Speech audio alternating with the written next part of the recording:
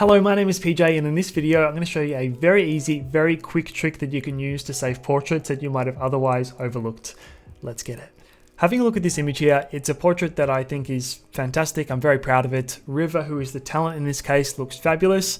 There's just something kind of off about the shot. It's hard to tell immediately, but if we zoom in, we can see that the catch lights here in the eyes are slightly off. For some reason, River's right eye, the catch light is a bigger white circle, and in the left eye, it's sort of blocked or obscured in some way.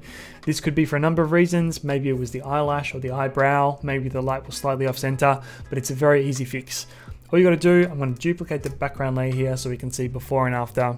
All you got to do is go over to the clone stamp tool, or you can use the keyboard shortcut S. We are going to zoom in, and I'm going to hold down Option, which would be Alt on a PC, and I'm going to sample this catch light here. Now all you got to do is find the same spot on the pupil here. We've got a bit of a hint because we can see where the catch light should have been, and I'm basically just going to print the catch light from the left eye over the one on the right, and if we zoom out, all of a sudden the photo looks much more symmetrical and much more comfortable to look at.